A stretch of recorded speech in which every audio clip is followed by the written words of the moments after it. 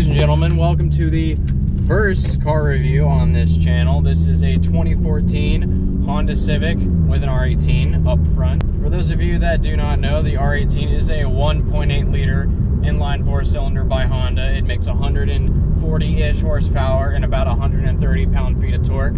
So it's by no means super fast, like at all. And by no means is the R18 better than a K20 or a K24. The engines and the SIs beat out the R18s in pretty much every category except like gas mileage. And who cares about gas mileage besides Prius drivers? And nobody likes Prius drivers. So there's a company out there called Full Race, and they make a turbo kit for the R18 that you can pick up for about $5,000. And with that turbo kit, you can obviously push as much horsepower as you want, obviously within limitations. And over time, mods have come out for the R18 in terms of engine work. CP came out with forged pistons and connecting rods. So there's forged pistons available for the R18. There's some other stuff you can get as well. So the R18 is definitely not a platform to just completely dismiss. Obviously the SI is better in pretty much every category. So if you have the money for it, go for an SI. But this generation, this is a 9th generation Civic, the SIs of this generation don't depreciate a whole lot. I mean, brand new, they were $26,000 or around there.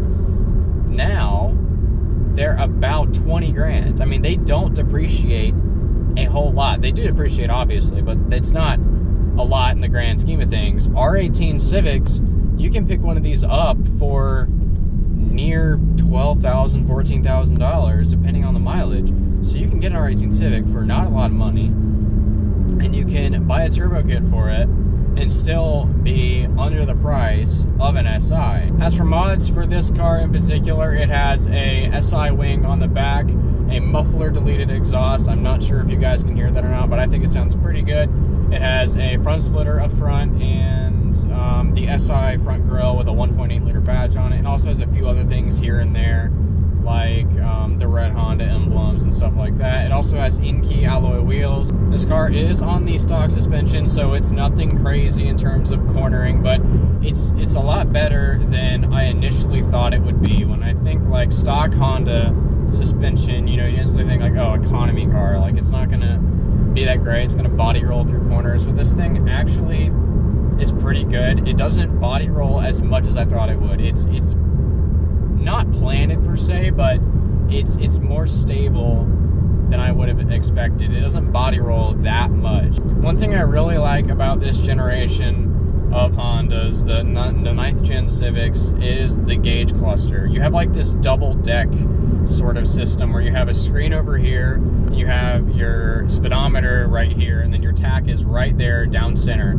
So if you have a manual transmission in this thing, all you have to do is look straight down, and there you go, you know when to shift. The only thing I could see being kind of annoying is if you had an EX or an SI with a nav package where it has another screen over here, is you have like all of this stuff going on. You have like a screen here, screen here, screen here, and you just are looking everywhere, sort of like this, trying to figure out where everything is. This car's red line is 6,800 RPM, so it revs decently high. It's nothing like an old 90s Honda that could rev to like 9,000 RPMs and be fine. It's not like that. It does have a red line that's kind of average for this kind of car. The transmission in this car is unfortunately a CVT, so not fun. CVTs, man, I don't know. They're not as fun as an automatic, because automatics actually shift, and they usually have paddles that you can shift with. And a manual is just, you know, 10 times as fun. Another thing about CVTs is they can't take power. So if you want to get an R18 and you want to push some horsepower through it, you have to get the 5-speed manual. All right, so we're on a straight now. I'm going to go ahead and open it up a little bit.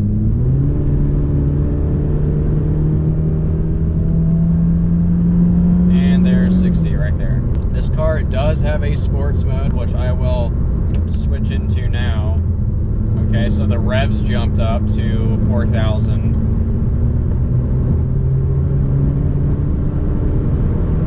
Okay, it's actually noticeably quicker. Okay, that's interesting.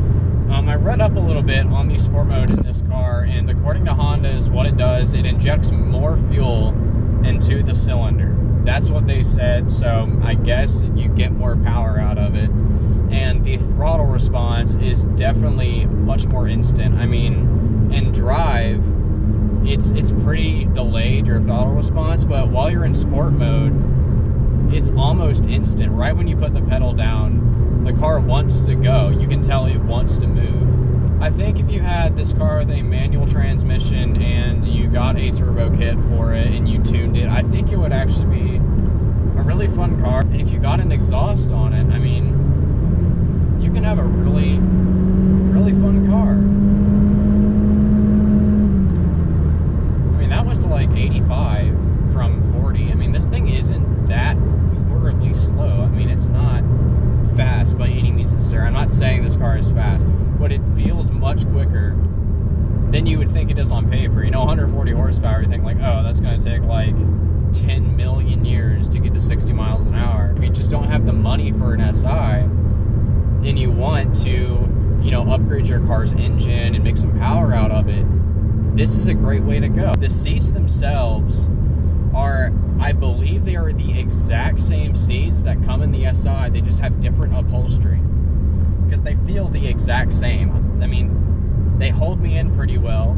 They just look different. Another thing about these cars, at least the 2014 model years, is it doesn't feel cheaply made. Like, you have soft touch materials here and some places on the dash and a few other places in the car. I mean, of course, there's some of that Honda plastic here and there, but it's nothing. It's miles ahead of the older Civics that, you know, the dash is falling out. All right, guys, I've got the windows cracked so you guys can hear this exhaust a little bit better. I'm gonna do one more pull for the road.